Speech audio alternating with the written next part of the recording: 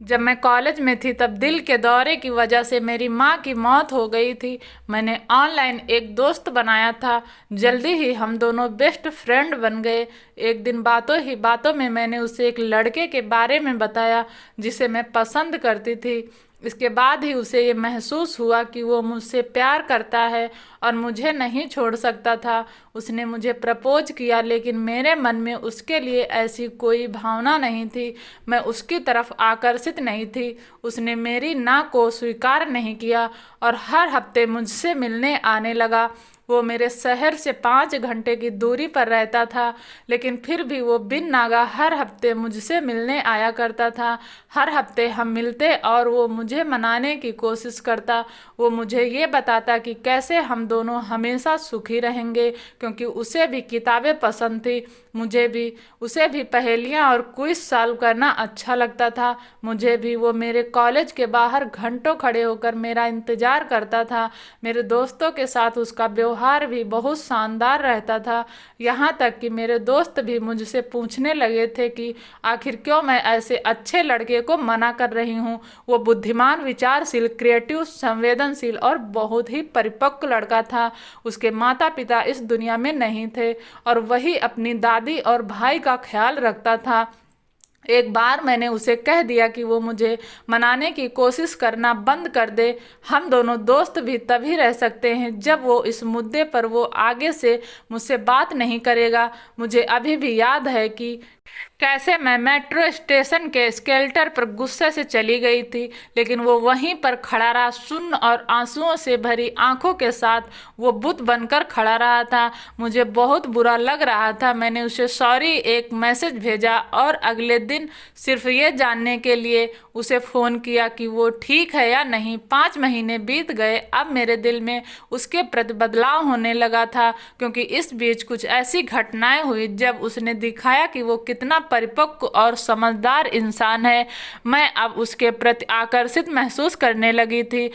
आखिर में मैंने उसे हाँ कह दिया। 1 साल साथ रहने के बाद हमने शादी कर ली। हालांकि मैं अपनी पढ़ाई जारी रखना चाहती थी, लेकिन मेरे पिताजी मुझ पर बहुत गुस्सा थे और वो मुझे अपने घर से बाहर निकालना चाहते थे। एक सादे से समारोह में हमारी शादी हो गई। हमारी शादी इतनी सादगी से हुई कि मैं अपने किसी भी दोस्त को शादी में बुला तक नहीं पाई। सुहाग रात को उसने मुझे एक नया फ़ोन दिया। हम दोनों ही बहुत थके हुए थे, इसलिए तुरंत ही सो गए। खुशी के मारे मेरे पैर जमीन पर ही नहीं टिक रहे थे। हालांकि मुझे कुछ अलग सा महसूस हुआ। हम दोनों के बीच में कभी भी किसी भी तरह का शारीरिक संपर्क नहीं हुआ था। हम हनीमून पर भी नहीं गए, क्योंकि उसकी दादी हमारे साथ ही रह रही थी। लेकिन बाद में मुझे एहसास हुआ कि वह कभी मेरे साथ अतरंग होना ही नहीं चाहता था। शुरुआत में मुझे लगा कि ऑफिस के तनाव की वजह से वो थक जाता होगा, लेकिन फिर ये रोजाना होने लगा। एक दिन मैंने उससे बात करने का फैसला किया, लेकिन उसने मेरे सवाल का मुझे कोई स्पष्ट जवाब नहीं दिया और कहा कि उसे सोना है। जब मैंने उससे जवाब जानने की जिद की और कहा कि इस टॉर्चर को मैं अब और बर्दाश्त नहीं कर सकती, तो वो इतना चिढ़ गया कि उसने मुझे थप्पड़ जड़ दिया। मेरे गाल पर खींचकर तमाचा मारा था। मैं स्तब्ध थी। मैं आंखों में आंसू लिए वहां बैठ गई। मुझे ये समझ ही नहीं आ रहा था कि आखिर ये मेरे साथ हो क्या रहा है।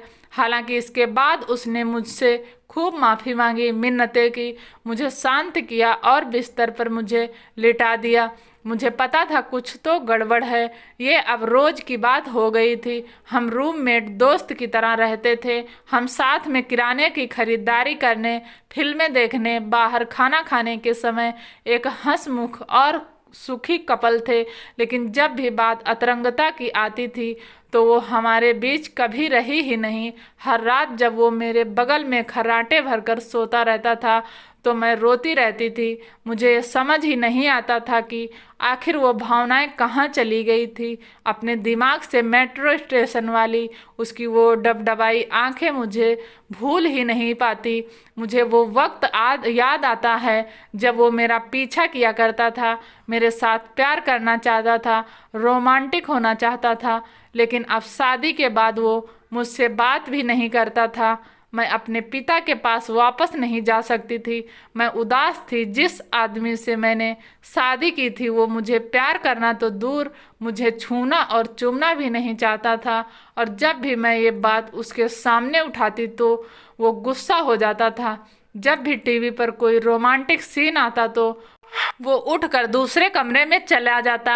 मैं जो कुछ भी कर सकती थी वो सब किया। मैं टूट चुकी थी, हताश थी, मेरा कोई आत्मसम्मान नहीं रह गया था। मैं अब हमेशा नाराज रहने लगी थी। मैंने उसके किसी और से अफेयर का पता किया, उसकी पिछली गर्लफ्रेंड के बारे में जानकारी जुटाई। यहाँ तक कि मैंने उससे ये भी पूछा कि क्या वो गे है और मुझसे शादी सिर्फ समाज के डर की वजह से की है। उसने हर बात से मना कर दिया, लेकिन फिर भी उसने मुझे जवाब दिया। ऐसा लग रहा था मानो स्विच बंद कर दिया गया है। 3 सालों तक मैं इस झूठी जिंदगी को जीती रही, लोगों के सामने खुश रहने का ढोंग किया। मुझे चप्पल बेल्ट से मारा गया, मेरे ऊपर सामान फेंके गए थे। मैंने अपने चोट को छुपा लिया। मेरी तो माँ बहन भी नहीं थी जिससे मैं अपने मन की ये बातें बताती। इन 3 सालों में कई बार मुझे लगा कि मैं अपने पिताजी के पास वापस चली जाऊं, लेकिन मुझे ये डर लग जाता कि पापा उसके साथ क्या करेंगे, साथ ही कितने ताने मारेंगे। मेरी समस्या ये नहीं थी कि हम दोनों के बीच पति पत्नी जैसा कोई संबंध नहीं था, बल्कि मुझे तो दिक्कत इस बात से थी कि वो इस बात को स्वीकार करने से भी इनकार करता था, साथ ही इस बारे में कुछ भी करने से मना कर देता था। हमारे बीच में सिर्फ सेक्स की ही कमी नहीं थी, बल्कि हमारे बीच तो अब किसी तरह का कोई रोमांस भी नहीं था। जैसे ऑफिस से कभी भी वो मुझे कोई प्यारे मैसेज नहीं करता, या जब भी मैं कभी बाहर होती तो मिस यू का भी मैसेज नहीं आता। उसके साथ टेलीफोन पर होने वाली हर बात रोबोटिक और मैकेनिकल जैसी थी। मुझे समझ ही नहीं आ रहा था कि वो प्यारी बातें, रोमांटिक एसएमएस, ये सब कहाँ चले गए थे। शादी से पहले हमारे बीच सब कुछ था। जब भी मैं उससे पूछती कि अचानक से वो इतना कैसे बदल सकता है, तो उसके पास कोई जवाब नहीं होता था। उसका सिर्फ एक ही जवाब होता था कि वो इस बारे में सोचता ही नहीं है, क्योंकि इससे वो खुद को दोषी फील करने लगता है और निराश हो जाता है। लेकिन सबसे अजीब बात ये थी कि जब भी मैं अपना सामान पैक करके उस घर से निकलने लगती थी तो वो एक बच्चे की तरह रोना शुरू कर देता था, ठीक वैसे ही जैसे वो मेट्रो स्टेशन पर रोया था। वो घुटनों पर बैठकर मुझसे माफ़ी मांगने लगता, मुझसे नहीं जाने की भीख मांगने लगता, मुझसे माफ़ कर देने की गुहार लगाता और वचन भी देता कि इसके बारे में वो ज़रूर कुछ करेगा। वो मुझे इतनी ज़ोर से गले लगा लेता जैसे मुझे कभी कहीं जाने ही नहीं देगा।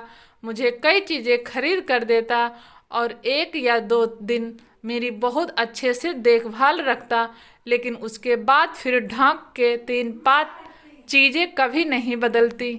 हमने तलाक के लिए कोर्ट में याचिका दायर की है। मेरे पिताजी को इसके बारे में कोई जानकारी नहीं है। मैं अब एक दूसरे शहर में अपनी दोस्त के साथ रह रही हूँ और ये पता लगाने की कोशिश कर रही हूँ कि आगे मुझे करना क्या है। मैं खुद अपनी बड़ाई नहीं करना चाहती, लेकिन मैं एक बहुत ही पॉजिटिव और स्ट्रॉन्ग लड़की हूँ।